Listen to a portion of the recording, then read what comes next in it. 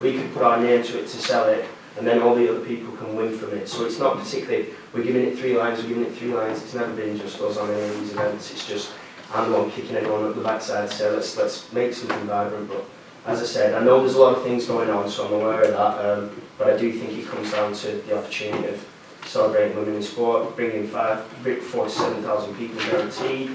Does that benefit the area? Does that benefit the economy? And does that increase the tax revenue gained that we pay those people that the DPW things that they are having to provide? Hopefully we bring them enough money in that day to increase the tax takings to cover some of those things. And regarding security, if Chief wants me to pay for a policeman, that's fine. I do ask that we've never had any troubles in the past ever, and so I understand one, I just don't. Not required. Just don't. Okay, and if that is the case, I'm more than willing to work with one of you guys, you know us. We always provide security. Yeah. Yeah. Trustee Bachman. So I want to thank you for hosting this event. So Trustee Warren could probably attest to this. One of the biggest questions that came up in all of the forums and in all of our discussions in this last re-election cycle was, how can you promote diversity and inclusion and equity in the community? And the fact that this is a confluence of 3 separate events, pro-women, multicultural, to me, like, that's is one of the ways that as a board that we can show support for all the things that I just mentioned. And also this does fit in with our Vision 2025 in creating a vibrant community. And this is also, I love the fact that, you know, we've already gotten staff input because we just had the discussion in Canadian Business Relations on a policy regarding special events. And so the 3 of us, Trustee McKay and Trustee Maher, and I have gone over not this specific event, but globally, a lot of the concerns. And one of the big things was if there was staff time that was going to be needed and how would that be dealt with. And in this case, it sounds like the police chief is saying that there's not necessarily an additional cost to the village. And I'm also hearing from you that if there were, you'd be willing to absorb that cost. So I would just like to say that and also just as a trustee, I've received so much input regarding the events that this community has done in the last couple of years, not just on the North End, but on all parts of the village, and including the fund runs, including Tour of America's Dairyland, and the support that we seem to get in the community for those types of events. And when we don't have to pay for it, because the only village-sponsored event that we do is the 4th of July. The concerts are done by the rec department, which is under the school district's purvey. And then everything else is done by independent organizations. So it brings in, as you mentioned, people to the community. It helps with marketing, helps us tangentially and tertiarily in so many different ways. So I would like to say that I would support this. I have 2 things. One is on the map, there's this A area, soccer and entertainment activities, that sort of blocks the exit from the parking lot behind Colectivo. Can you move that? Move it forward, yeah, absolutely. So you mean so they can come around Colectivo and get out? Yeah. Use the parking. Yeah, I did. I made a mistake on that. Okay, and the second, I think we talked about that with the last one we had. The second thing is the Shorewood girls varsity team is undefeated so far this year. Really? They're an amazing team, a number of freshman girls and upperclassmen too, but they're a really exciting soft team, and the junior varsity team, which my daughter is on, is also pretty good, and they're also undefeated. So you have 2 really fantastic Shorewood girls soccer teams. That's great to know. Well, we should do something with them, you know, bring them down, include them, and even celebrate them. And I think they would love that. They're just a really fun group to watch. That'd be great. And as I said in there, I think I put it in the packet, we actually have in Whitefish Bay 2 World Cup women. They won 2 World Cups and 3 gold medals at the Olympic playing for the US. So I want to invite them in. I'm meeting with there's a woman from Milwaukee who has her own press. It's like this fucking single mother, and she came up with her own product. So I'm trying to partner with her for a female business to work through something on this World Cup where we can do a meet and greet with these women from the World Cup, and we can invite the women's soccer team to come down and meet them on that day. Yeah. Would anybody like to move? No, I was going to say, I don't know, are you thinking of including press in this event or? It would just be more in terms of we'll be doing that as a special throughout and promoting this women-owned business and locally female-owned And then to business. say that I'm friends with some other people who do their marketing, and it is a really special company that's grown out Oh, of you know. Milwaukee, and it's almost all women Yeah. women organized. I'm actually excited to get to meet the lady that started it on Thursday, but yeah, when I heard the story, it reminded me of my mum, so I thought we're going with that. Yes. I'd like to consider approval of a special event permit, short-term temporary license and temporary extension of premises for Three Lions Pub, 4515 North Oakland Avenue, Shorewood for Multicultural Soccer Block Party, July 7, 2019, with the, what was it, trustee Menta, that you said regarding the driveway? Yeah, that won't block the exit from the parking lot behind. I'll make an amendment on that, because then what I'll do is I'll move, because we're doing some, we're going to bring in some of the female rec clubs, and I was going to put them behind there, but with that in mind, what I'll do is I'll pick that plot up where we've got those vendors, and if it's okay, I'll put it over to the Kensington, right off Kensington and Oakland. So basically it goes from the far side, from the north side to the south side on the map. Does that make sense? No. No. Do you need to make that motion? Or No, we no. need to have that considered separately? Just that, Just that the location of the event will be south South of of the the exit. I don't know how to say that, the driveway of the parking lot. South of behind North it. Star Bistros exit, car lot exit. On Oakland Avenue. Yeah. No, we don't say car lot. Well, we say car park, I don't know what you guys say. Parking lot. Oh, we call it car park. South of the- Parking lot. south of the I mixed them exit, up. the parking lot exit behind the corner store there you go. building. Sure. There you go. And There you with go. that, Just you know, together. you know, For the shizzle. Sarah, you have that? I do. Okay. We'll make it work. Cheers, Sarah, thank you. So we have a second? All right, any discussion? All those in favor? Aye. Thank you. All right. Appreciate that. And anybody, if you've got any ideas like that, that's a great shout. I didn't know any of that. So I'll follow up, I'll contact the coach. But if you've all got any other ideas, particularly for female-owned businesses in the area, for sports, please come to me because I'm trying to really push that. Great. Alright, perfect. Thank you guys. Appreciate it. Thank you. All right, moving on to item 8, public hearing. You're the man, mate. Hearing none. That's some special Moving on to today. item 9, new business. I'm waiting for someone to say to me. Keep going. 9A, consider traffic transportation and parking analysis, project management, and communication plan, meeting number 4. All right. So I can briefly present it, but the memo and the plans were in the packet. So just moving forward, the analysis was approved, and we are working with Walker Erickson. I met with them over the past month to finalize the contract and get everything set that way. We also met in terms of moving forward with actually the analysis, and so with that, I put together a project management plan to define roles and responsibilities, including the makeup of the proposed technical advisory groups, and so those are provided in the packet. We're splitting out the parking group from the transportation group just based on the focus on those particular aspects. And so those are defined in the packet, and then secondarily, the communication plan is also included. The one note with the communication plan I did also put in the memo is that this is under an ideal situation. We do realize that additional meetings may need to take place in terms of whether or not we have enough input or whether or not there's a need for extended time to analyze things. So on the current plan, there would be 4 public meetings. One to introduce the project, one specific on parking, one specific on transportation, and one to bring it all back into focus. Within that time frame, there's also tons of data analysis and focus groups and one-on-one interviews and things like that. So just in terms of the public meetings, that's what's identified in the packet here, but happy to answer any questions that you might have. So those four meetings, Walter Erickson is going to be putting those 4 meetings together. Correct. It's their responsibility. Yep, they are leading those. I believe that is identified hopefully in the packet, that Walker is in charge of those meetings. And the technical advisory group, so I noted it's created to help facilitate public engagement.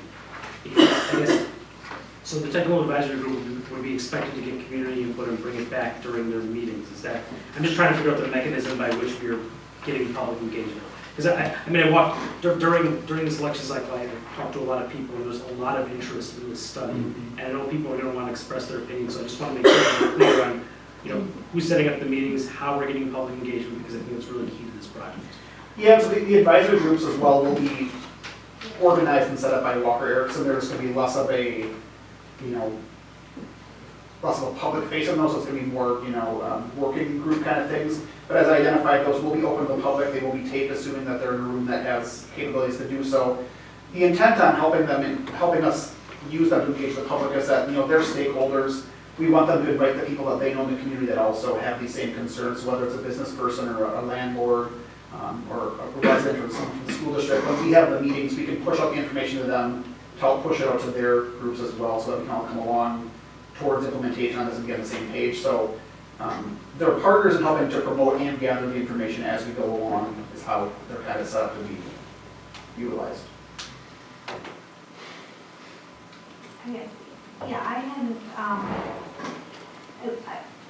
I'm not sure why this didn't go to a Public Works Committee, to have some committee input before discussing, but in any case, I was looking at the makeup of the two technical advisory groups, and I don't want to, the Wilson Drive process was kind of a nightmare in many ways, so I wouldn't want to replicate the Wilson, and I know you weren't here for that, and Rebecca wasn't here for that, but it was really focused on public input and on getting the broadest, we didn't want anybody to say they didn't know that this was being talked about and they didn't have an opportunity to understand the process and be able to have input into the process.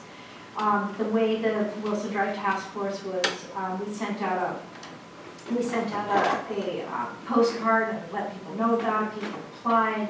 The JP&L committee interviewed, and so it was very different. And I look at, so I, in many ways it was like a very painful process and too long and too many meetings and not focused. But I do think it was a really open and fair process in terms of soliciting public input, which, people in Shorewood, they do not like, being told at the end of the process, oh, we've been at this for 6 months, didn't you know? That doesn't fly very well. And I look at the makeup of these technical advisory groups, and I don't really see the same ability to really get the word out and reach out and solicit public opinion. I mean landlords. I don't really get landlords, small business. There's 2 small business. Only 3 citizen members that are just chosen, and all of these people are just chosen by somebody. There's no opportunity for people to apply who have an interest, or I'm not sure where this process came from, and I'm not in favor of it, frankly. And we should have been a committee, because then we might have had more of an opportunity to discuss the process. Trustee Mara and then Trustee Buckler. I agree with Trustee Menta. I participated in the Wilson Drive process, and it was a larger group, and people applied. There was transparency in who applied, and as we initially discussed this, I saw this as the technical group to support it. And I don't, how do you pick one landlord, duplex owner out of the whole? There's multiple opinions, so I see these people facilitating a very robust communication and public outreach process, not being particularly stakeholders, but getting that information and providing that. So I have a concern about the additional members. I also, on the communications plan, there's regular reports to the Public Works Committee.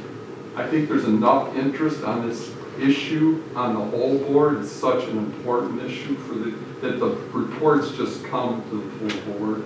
I think there's 4 reports here to come to the committee of the whole or the whole board, just to report out to the board.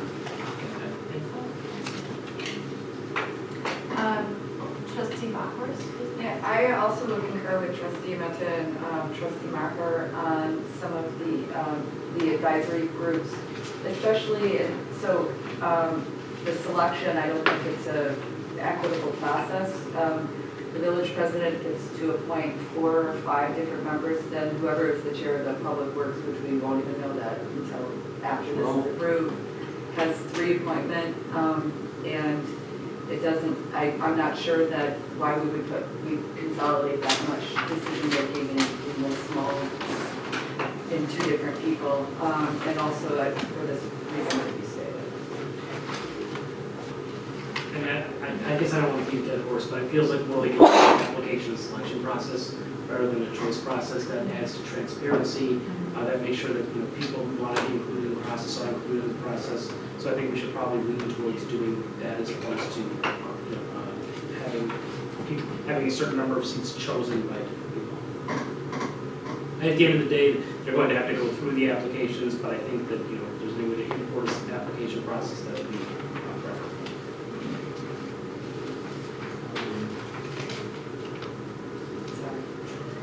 Is there time to, I mean, I think, when's the first stakeholder meeting, like June?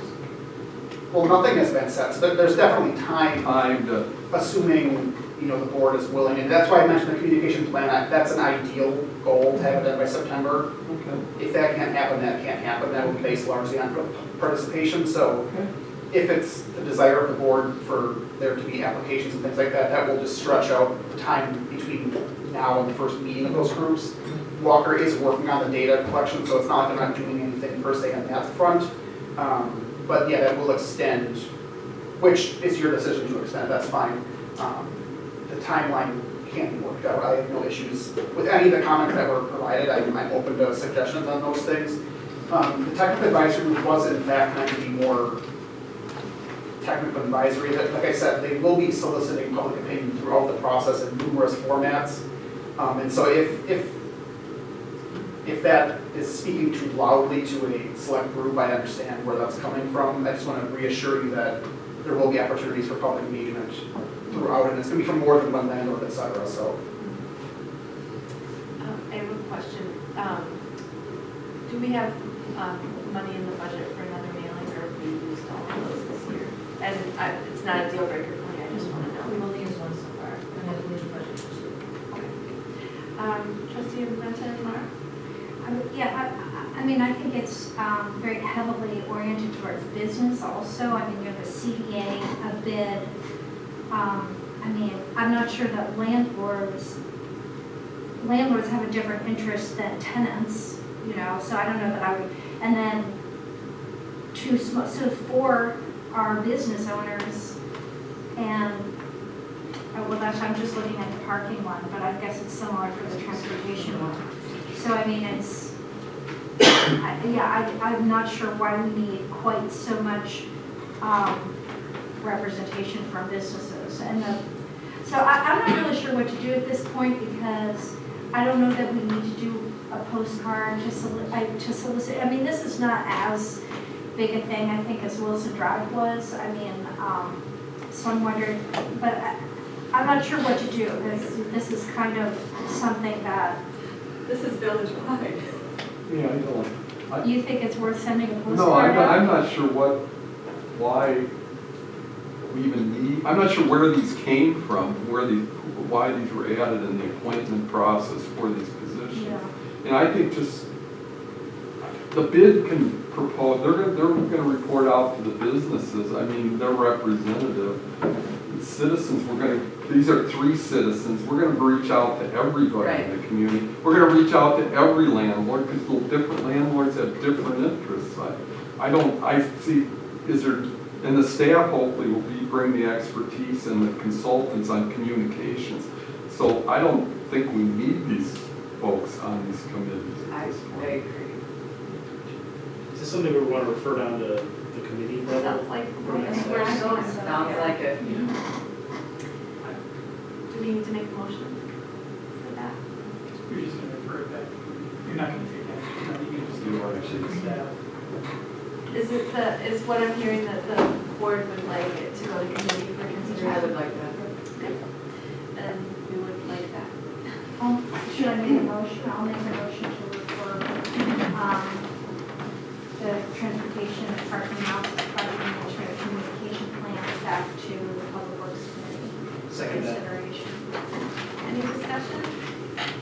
those in favor? Aye. Opposed? Motion carries 6-0. Acting president? Yes. Chair request. Now you want to bio break. We'll take a bio break and be back at 9 o'clock, please.